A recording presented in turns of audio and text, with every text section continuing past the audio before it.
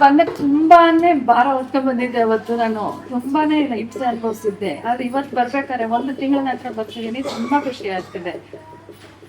ನಂಗೆ ಈಗ ಅಂದ್ರೆ ಮೈಯೆಲ್ಲ ಜುಮ್ಮ ಅಂತ ಅಷ್ಟು ಚೆನ್ನಾಗಾಯ್ತು ಮಾತ್ರ.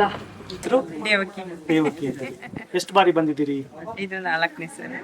ತಾಯಿಯಲ್ಲಿ ಏನ್ ಕೇಳ್ಕೊಂಡ್ ಬಂದಿದ್ದೀರಿ? ನನ್ನ ಮಗನ ಮದುವೆ ಬಗ್ಗೆ ಕೇಳ್ಕೊಂಡ್ ಬಂದಿದ್ದೆ. ಮದುವೆ ಬಗ್ಗೆ ತಾಯಿ ನಡ್ಸ್ಕೊಡ್ತೀನಿ ಹೇಳಿದ್ದಾರೆ. ಅದೇ ಈಗ ಆಷಾಢ ಮುಗೀತು, ಶ್ರಾವಣ ಬಂತಲ್ವಾ, ಅದಕ್ಕೆ ಬಂದಿದ್ವಿ. ಮತ್ತೊಮ್ಮೆ ಆಶೀರ್ವಾದಕ್ಕೆ ಬಂದಿದ್ದೀನಿ. ನಮಸ್ತೆ, ನನ್ನ ಹೆಸರು ಹರ್ಷ ಅಂತ, ಹುಬ್ಳಿಯಿಂದ ಬಂದಿದ್ದೀವಿ.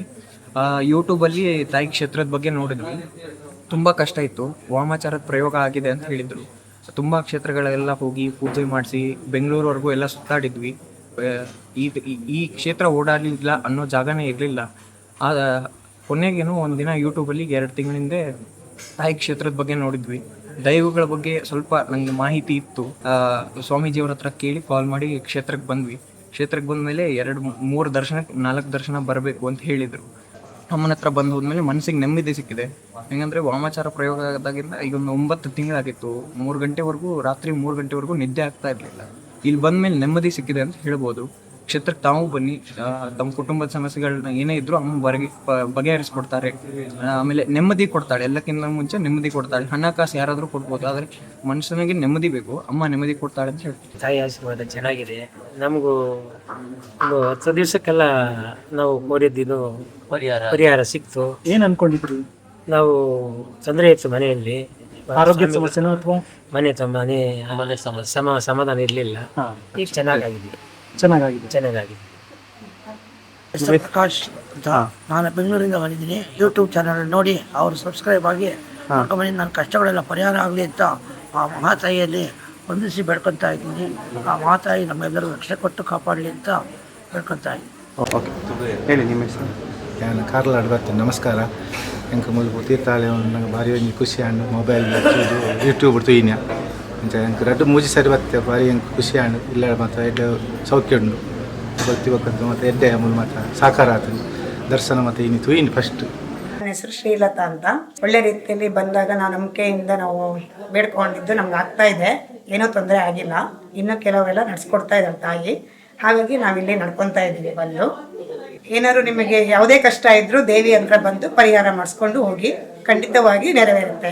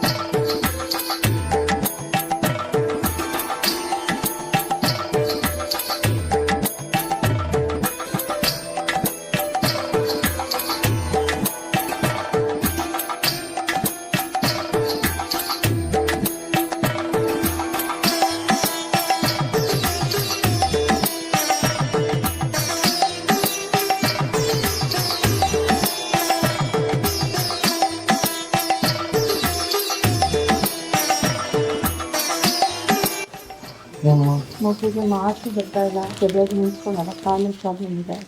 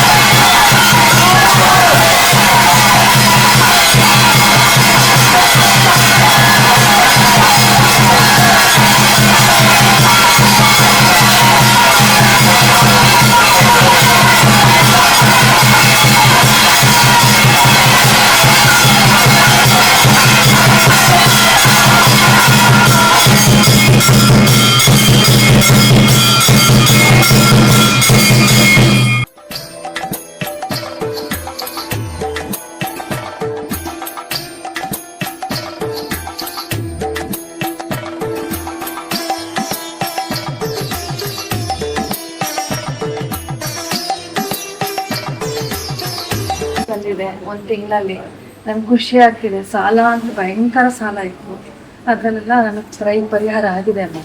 ನಾವು ಒಬ್ರಿಗೆ ದುಡ್ಡು ಕೊಟ್ಟಿದ್ದೀನಿ, ಅದು ಅವ್ರ ಅರೆಸ್ಟ್ ವಾರೆಂಟ್ ಇದೆ, ಅವರೊಬ್ರು ಸಿಕ್ಕಿ ಅದೊಂದು ಅಮೌಂಟ್ ಬಂದ್ಬಿಟ್ರೆ ಒಳ್ಳೇದಾಯ್ತು. ಬಂದೆ ತುಂಬಾನೇ ಭಾರ ಹೊತ್ಕೊಂಡ್ ಬಂದಿದ್ದೆ. ಅವತ್ತು ನಾನು ತುಂಬಾನೇ ಹಿಂಸೆ ಅನುಭವಿಸಿದ್ದೆ. ಆದ್ರೆ ಇವತ್ತು ಬರ್ಬೇಕಾದ್ರೆ ಒಂದು ತಿಂಗಳ ನಂತರ ಬರ್ತಿದ್ದೀನಿ, ತುಂಬಾ ಖುಷಿ ಆಗ್ತಿದೆ. ನಂಗೆ ಈಗಲೂ ಅಂದ್ರೆ ಮೈಯೆಲ್ಲ ಜುಮ್ಮ ಅಂತ ಹೇಳಿ ಅಷ್ಟು ಚೆನ್ನಾಗಾಯ್ತು ಮಾತ್ರ. ದೇವಕ್ಕೆ ಎಷ್ಟು ಬಾರಿ ಬಂದಿದ್ದೀರಿ? ಇದು 4ನೇ ಸಲ. ತಾಯಿಯಲ್ಲಿ ಏನ್ ಕೇಳ್ಕೊಂಡ್ ಬಂದಿದ್ದೀರಿ? ನನ್ನ ಮಗನದು ಮದುವೆ ಬಗ್ಗೆ ಕೇಳ್ಕೊಂಡ್ ಬಂದಿದ್ದೆ. ಮದುವೆ ಬಗ್ಗೆ ತಾಯಿ ನಡ್ಸ್ಕೊಡ್ತೀನಿ ಹೇಳಿದಾರ? ಹೇಳಿದ್ದಾರೆ. ಅದೇ ಈಗ ಆಷಾಢ ಮುಗೀತು, ಶ್ರಾವಣ ಬಂತಲ್ವಾ, ಅದಕ್ಕೆ ಬಂದಿದ್ವಿ. ಹಾಗಾಗಿ ಮತ್ತೊಮ್ಮೆ ಆಶೀರ್ವಾದಕ್ಕೆ ಬಂದಿದ್ದೀನಿ. ನಮಸ್ತೆ, ನನ್ನ ಹೆಸರು ಹರ್ಷ ಅಂತ, ಹುಬ್ಳಿಯಿಂದ ಬಂದಿದ್ದೀವಿ. ಯೂಟ್ಯೂಬಲ್ಲಿ ತಾಯಿ ಕ್ಷೇತ್ರದ ಬಗ್ಗೆ ನೋಡಿದ್ವಿ. ತುಂಬ ಕಷ್ಟ ಇತ್ತು. ವಾಮಾಚಾರದ ಪ್ರಯೋಗ ಆಗಿದೆ ಅಂತ ಹೇಳಿದರು. ತುಂಬ ಕ್ಷೇತ್ರಗಳೆಲ್ಲ ಹೋಗಿ ಪೂಜೆ ಮಾಡಿಸಿ ಬೆಂಗಳೂರವರೆಗೂ ಎಲ್ಲ ಸುತ್ತಾಡಿದ್ವಿ. ಈ ಕ್ಷೇತ್ರ ಓಡಾಡಲಿಲ್ಲ ಅನ್ನೋ ಜಾಗನೇ ಇರಲಿಲ್ಲ. ಕೊನೆಗೇನು ಒಂದಿನ ಯೂಟ್ಯೂಬಲ್ಲಿ 2 ತಿಂಗಳಿಂದ ತಾಯಿ ಕ್ಷೇತ್ರದ ಬಗ್ಗೆ ನೋಡಿದ್ವಿ. ದೈವಗಳ ಬಗ್ಗೆ ಸ್ವಲ್ಪ ನನಗೆ ಮಾಹಿತಿ ಇತ್ತು. ಸ್ವಾಮೀಜಿಯವ್ರ ಹತ್ರ ಕೇಳಿ ಕಾಲ್ ಮಾಡಿ ಕ್ಷೇತ್ರಕ್ಕೆ ಬಂದ್ವಿ. ಕ್ಷೇತ್ರಕ್ಕೆ ಬಂದಮೇಲೆ 2-3 ದರ್ಶನ 4 ದರ್ಶನ ಬರಬೇಕು ಅಂತ ಹೇಳಿದರು. ಅಮ್ಮನ ಹತ್ರ ಬಂದು ಹೋದ್ಮೇಲೆ ಮನಸ್ಸಿಗೆ ನೆಮ್ಮದಿ ಸಿಕ್ಕಿದೆ. ಹೆಂಗಂದರೆ ವಾಮಾಚಾರ ಪ್ರಯೋಗ ಆದಾಗಿಂದ ಈಗ ಒಂದು 9 ತಿಂಗಳಾಗಿತ್ತು. 3 ಗಂಟೆವರೆಗೂ, ರಾತ್ರಿ 3 ಗಂಟೆವರೆಗೂ ನಿದ್ದೆ ಆಗ್ತಾ ಇರಲಿಲ್ಲ. ಇಲ್ಲಿ ಬಂದಮೇಲೆ ನೆಮ್ಮದಿ ಸಿಕ್ಕಿದೆ ಅಂತ ಹೇಳ್ಬೋದು. ಕ್ಷೇತ್ರಕ್ಕೆ ತಾವು ಬನ್ನಿ, ತಮ್ಮ ಕುಟುಂಬದ ಸಮಸ್ಯೆಗಳನ್ನ ಏನೇ ಇದ್ರೂ ಅಮ್ಮ ಬಗೆಹರಿಸ್ಕೊಡ್ತಾರೆ. ಆಮೇಲೆ ನೆಮ್ಮದಿ ಕೊಡ್ತಾಳೆ, ಎಲ್ಲಕ್ಕಿಂತ ಮುಂಚೆ ನೆಮ್ಮದಿ ಕೊಡ್ತಾಳೆ. ಹಣ ಕಾಸು ಯಾರಾದರೂ ಕೊಡ್ಬೋದು, ಆದರೆ ಮನುಷ್ಯನಿಗೆ ನೆಮ್ಮದಿ ಬೇಕು. ಅಮ್ಮ ನೆಮ್ಮದಿ ಕೊಡ್ತಾಳೆ ಅಂತ ಹೇಳ್ತಾರೆ. ತಾಯಿ ಆಶೀರ್ವಾದ ಚೆನ್ನಾಗಿದೆ. ನಮಗೂ ಒಂದು 10 ದಿವಸಕ್ಕೆಲ್ಲ ನಾವು ಕೋರಿದ್ದು ಪರಿಹಾರ ಸಿಕ್ತು. ಏನ್ ಅನ್ಕೊಂಡಿದ್ರಿ?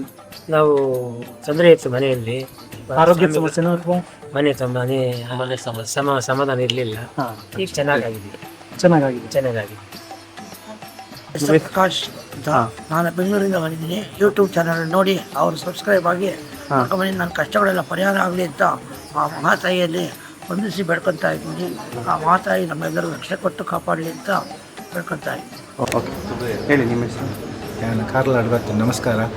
ಎಂಕ ಮೂಲಭೂತ ತೀರ್ಥಾಲಯ ನಂಗೆ ಭಾರಿ ಒಂಜಿ ಖುಷಿ ಆಂಡು. ಮೊಬೈಲ್ ಯೂಟ್ಯೂಬ್ ತುಯಿನ ಅಂಚ ಎಂಕ್ 2-3 ಸರಿ ಬರ್ತೇವೆ. ಭಾರಿ ಎಂಕ್ ಖುಷಿ ಆಂಡು. ಇಲ್ಲ ಮತ್ತು ಎಡ್ಡೆ ಸೌಖ್ಯ ಉಂಡು ಭಕ್ತಿ ಬಕ್ಕಂತ ಮತ್ತು ಎಡ್ಡೆ ಮೂಲ ಮತ್ತು ಸಾಕಾರ ಆತನು ದರ್ಶನ ಮತ್ತು ಇನ್ನು ತುಯಿನಿ ಫಸ್ಟ್ ಶಕ್ತಿ ಉಂಟು, ಪವರ್ ಉಂಟು ಅಂತ ಗೊತ್ತಾಗಿದೆ. ನಾನು ಬಂದದ್ದು ಇಲ್ಲಿಗೆ. ನಮ್ಮದು ಮೊಬೈಲ್ ಯೂಟ್ಯೂಬಲ್ಲಿ ನೋಡಿ ನೋಡಿ ಅದು ನಂಬರ್ ಗೊತ್ತಿರಲಿಲ್ಲ ತೆಗಲಿಕ್ಕೆ. ಆದರೆ ಹುಡ್ಕೊಂಡೇ ಬಂದದ್ದು. ರಿಕ್ಷಾಯಲ್ಲಿ ಕೇಳಿದ್ದು ತೀರ್ಥಹಳ್ಳಿ, ಇಲ್ಲಿಗೆ ರಿಕ್ಷಾಯಲ್ಲಿ ತಂದು ಬಿಟ್ಟಿದ್ರು. ನಂಬಿಕೆ ತುಂಬ ಉಂಟು, ದೇವರ ದಯ ಉಂಟು. ನನ್ನ ಹೆಸರು ಶ್ರೀಲತಾ ಅಂತ. ಒಳ್ಳೆ ರೀತಿಯಲ್ಲಿ ಬಂದಾಗ ನಾವು ನಂಬಿಕೆಯಿಂದ ನಾವು ಬೇಡ್ಕೊಂಡಿದ್ದು ನಮ್ಗೆ ಆಗ್ತಾ ಇದೆ. ಏನೂ ತೊಂದರೆ ಆಗಿಲ್ಲ. ಇನ್ನೂ ಕೆಲವೆಲ್ಲ ನಡ್ಸ್ಕೊಡ್ತಾ ಇದ್ದಾರೆ ತಾಯಿ. ಹಾಗಾಗಿ ನಾವಿಲ್ಲಿ ನಡ್ಕೊತಾ ಇದ್ದೀವಿ. ಬಂದು ಏನಾದ್ರು ನಿಮಗೆ ಯಾವುದೇ ಕಷ್ಟ ಇದ್ರೂ ದೇವಿ ಹತ್ರ ಬಂದು ಪರಿಹಾರ ಮಾಡಿಸ್ಕೊಂಡು ಹೋಗಿ, ಖಂಡಿತವಾಗಿ ನೆರವೇರುತ್ತೆ.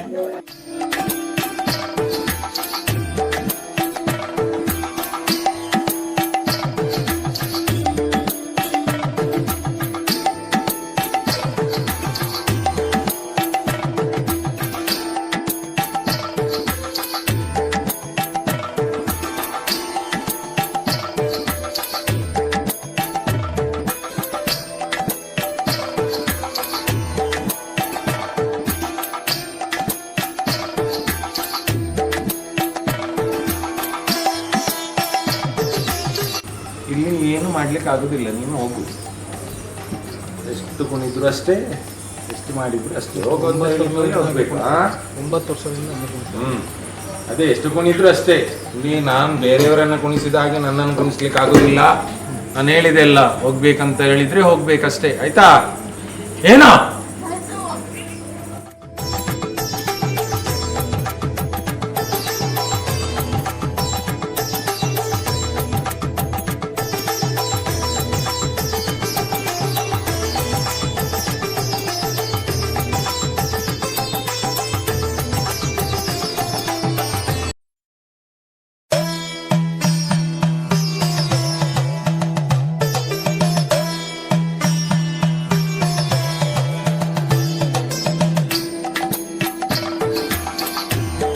ಹದಿನೈದು ವರ್ಷದ ಉಲ್ಲ ಇದ್ದೀನಿ.